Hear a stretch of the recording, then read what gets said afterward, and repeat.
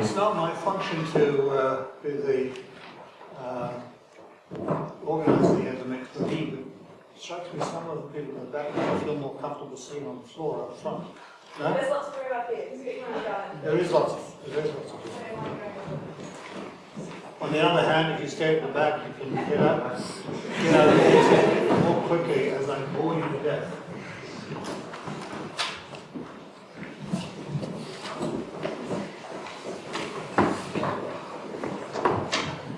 As I was listening to Alistair's brief introduction there, I was reminded of how much things have changed for me in this university since I arrived. Actually, I've had several incarnations here as a graduate student, and then some years later, twice as visiting fellows at colleges, including one next door. I'll leave it to your imagination where that was. And how little welcome I seemed to be was quite powerfully expressed when I lingered in the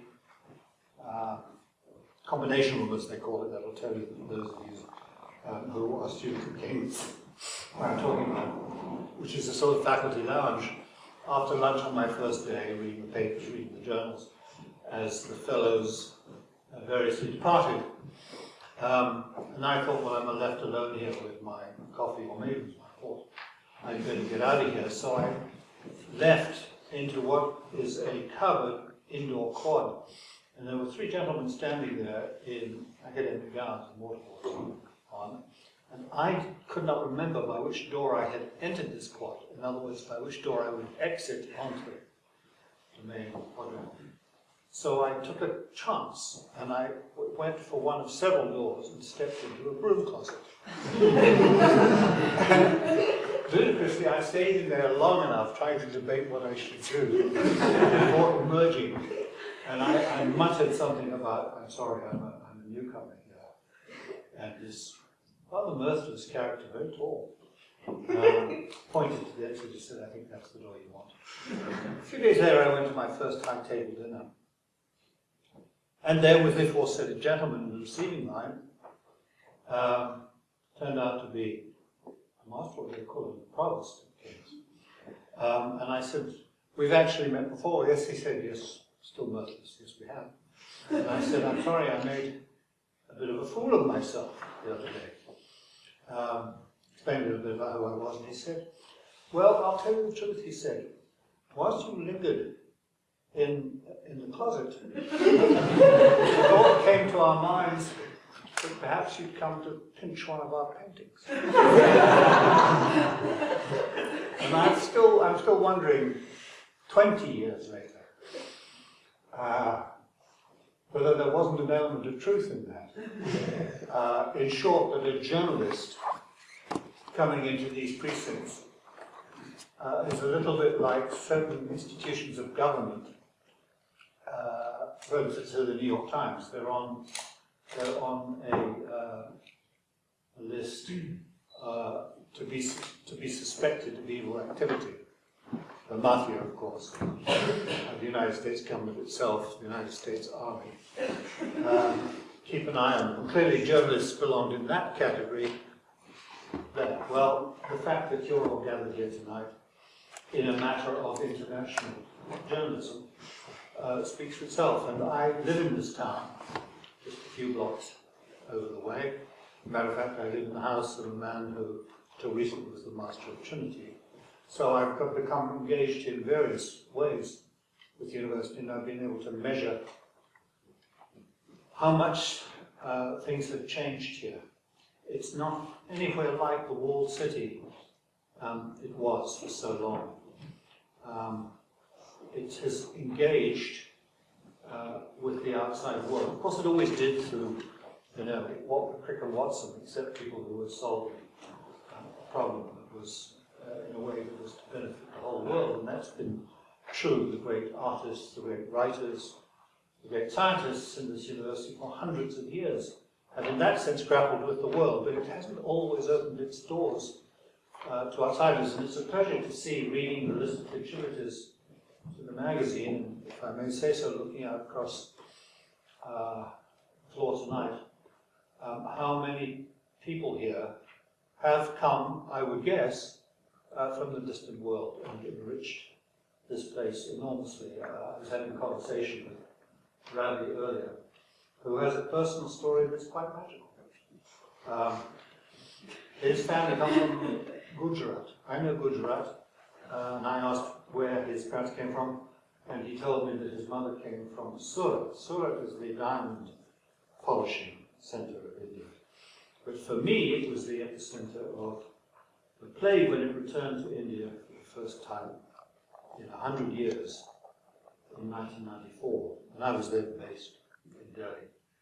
And by the time that I got to Bombay en route to Surat, 2 million people had fled the city.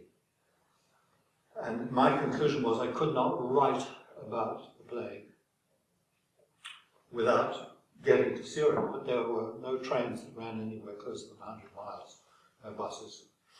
So I went to the medical officer in chief in Bombay and said, how do I protect myself against the plague? And I suppose probably everybody in this room has at one time or other used an antibiotic called tetracycline. He gave me a ton of tetracycline. I still have a closet filled with stuff. Apparently it's completely ineffective. So I bought some masks and off I set with a ton of tetracycline to Surat, and place completely deserted, checked into a Holiday Inn where I was the only guest. There were about 3 staff, and went off around the burning guts, and it was really quite a horrendous experience. And returned at the end of the day. It happened to be my 50th birthday, and somebody, if this is India for you, had checked the register, and they knew this. And as I walked into the lobby in this deserted hotel, in this deserted city, there was the grand piano dragged to the center of the floor. And the fellow who played may be too rich a term for it, but in any event, hammered out a version of Happy Birthday. When I showed my pleasure, he then played it another 50 times. So that was a memorable birthday. And this young man, who is 21 years old, was 1 year old? Two. So that dates me and you too. It's a real pleasure to be here. The magazine is astonishing, truly astonishing. It in a way vitiates much of what I wanted to say to you tonight, which has to do with some of the basic precepts of journalism and how they remain valid in a rapidly changing media world. Not one of the precepts that I had in mind to set out for you is transgressed by this terrific competition. The breadth of the magazine, the issues they've chosen, which are current and important, and most of all, the writing, which is authoritative and non-polemical, informed, and would, I think, delight my editors. And all of this done by people who, as I know, are all engaged in getting through one of the toughest universities in the world. And it's really an extraordinary accomplishment. I'm pretty sure, from my soundings taken before we began the evening, that has put Lucy and Alistair and Matthew and others in this room way behind in their studies. And they're going to be scrambling for the next, how many months now? Five months? To catch up. But that, too, is the nature of life as a journalist. Should anybody be foolish enough to venture beyond the bounds of this university into the media profession, it's a sort of lifelong scramble. I don't know any of my colleagues who don't press deadlines. I'm probably the worst of all of them. The solace, so my favourite editors tell me, is that they don't have to do a great deal with what I write, which is another way of saying I don't leave them enough time to fiddle with it. And it's a formula that has more or less worked. I should say that prepared my remarks tonight in my mind, set them down on paper this afternoon, and was knocked sideways by having to write about Mr. Nicola Anelka, who's a little bit off travel path where I'm concerned, who is to be charged with racial and religious abuse in connection. I don't know how many people here know about Nicola Anelka. Oh, well then without being condescending, I'll tell you, he's a French-born striker in a Premiership place for West Bromwich Albion, who gave what is apparently a notorious, certainly controversial salute when scoring a goal in a game just after Christmas against West Ham, and the salute is said to be a sort of reverse Nazi salute, and it's taken the FA through to charge of this big story, not just here in the UK, but as you can imagine the story. So on top of writing about Mr. Anelka, I also had a call from my daughter in India. She grew up in India, more or less, when I was assigned there, from a beach in Goa to tell me that her boyfriend, who runs one of the punting companies down on the river, I went down on his knee today and proposed to her. She's my only daughter. So I come to you from raising a class or two with my wife, terribly old.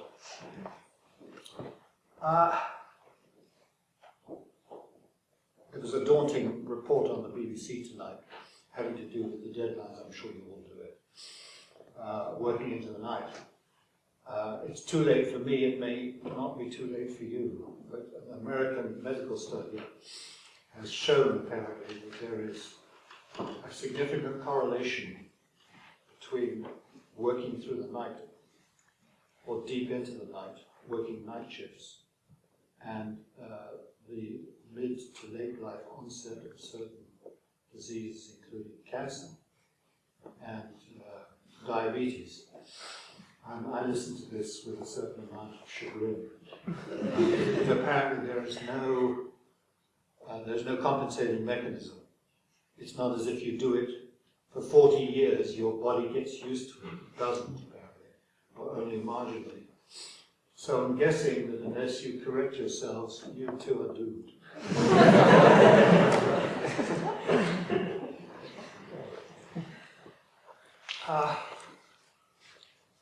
Many of my recent years were spent in Iraq. By the way, I'm going to try and fast forward this because I think it's more fun if we can have an exchange. And I'd like you to throw brick bats at me. And I had displeased Saddam Hussein. I was there for on and off for quite a few years before the invasion. And the secret police came for me. Almost as soon as American troops crossed the border from Kuwait, I knew they were coming, and I'll save you the details of it. But I had just enough time to bribe people who come to take me away to Abu Ghraib, from which there was then no return,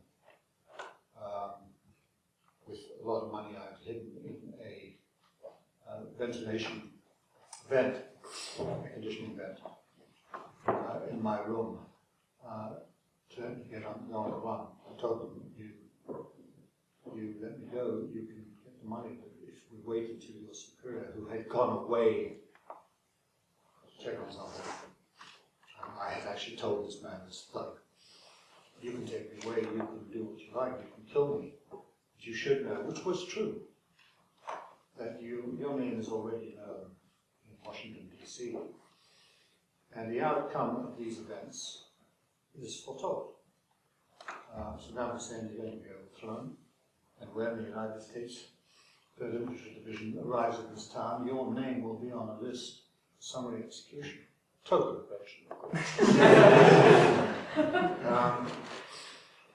But he was one of these people who who had a blinkered existence and could not, as far as he was concerned, summary execution was the sort of order of the day, every day. So why would the 3rd Infantry Division not do it?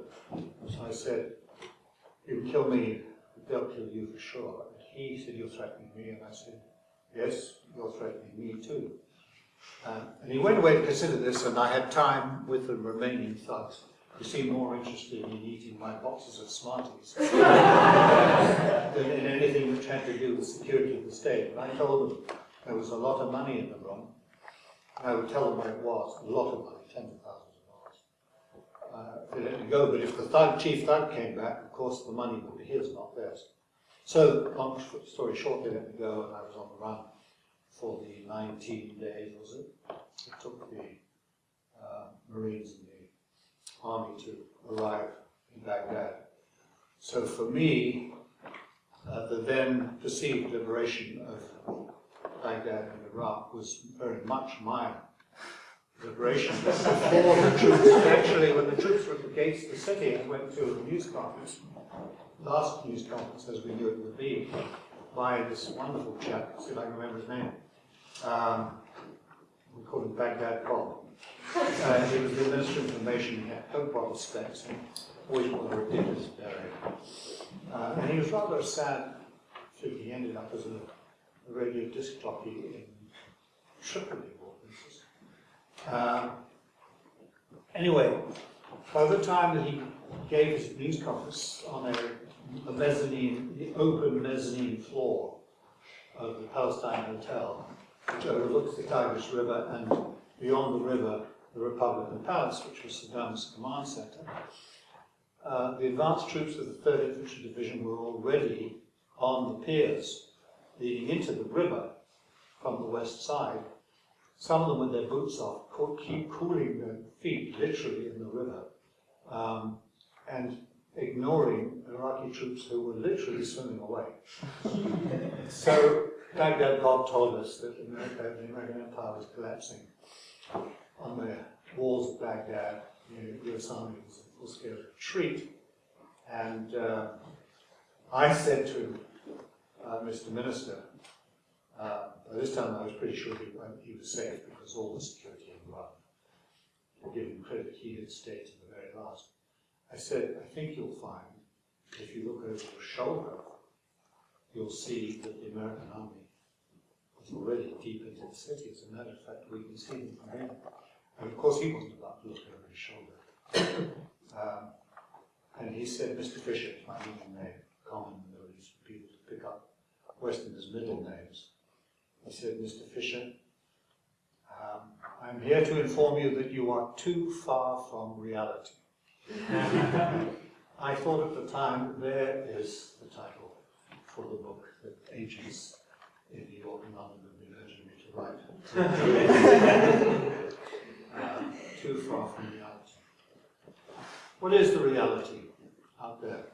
A very good friend of mine, an Italian journalist of great distinction, Tiziano Terzani, who sadly died of cancer in his mid-60s about 5 years ago, said to me once, and it was a welcome admonition, when I was playing that game that foreign correspondents tend to play, how many countries have we been to?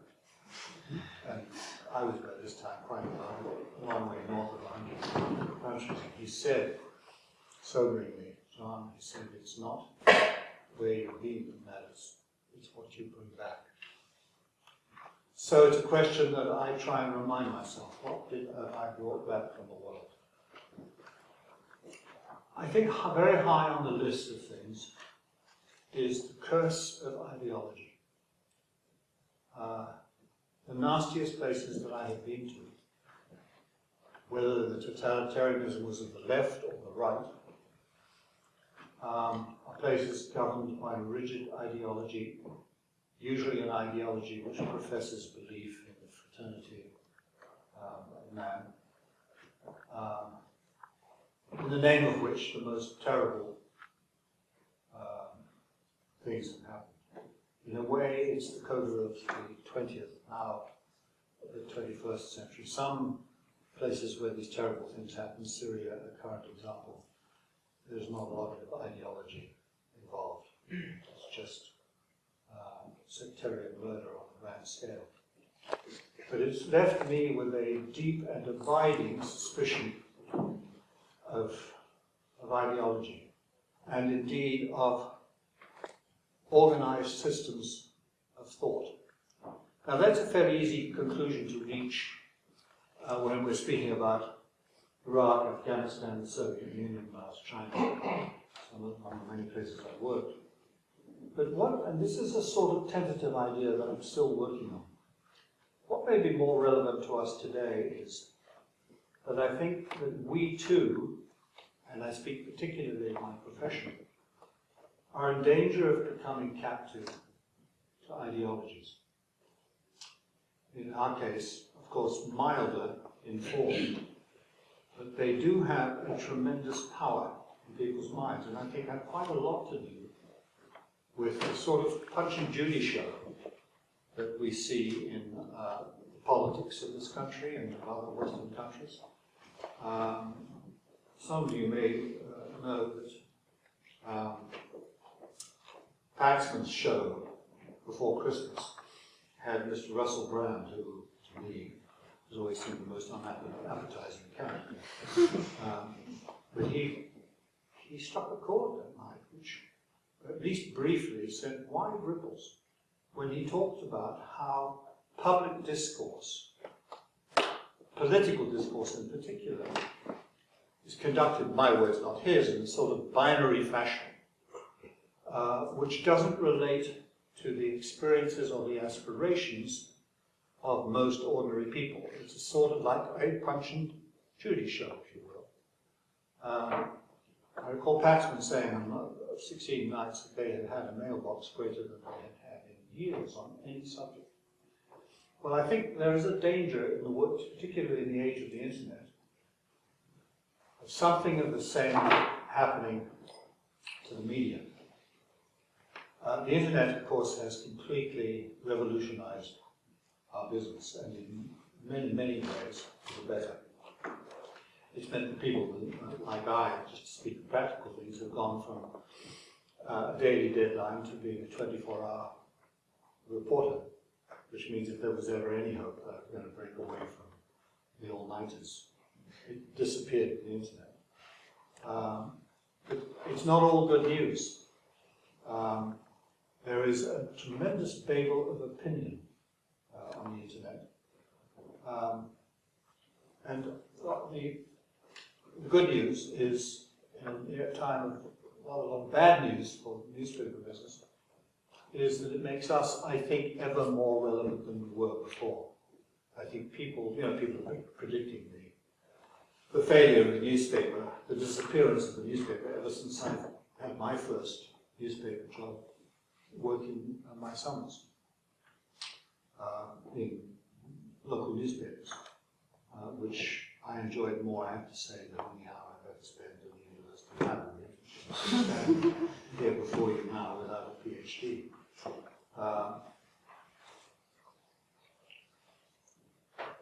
The newspapers have not disappeared.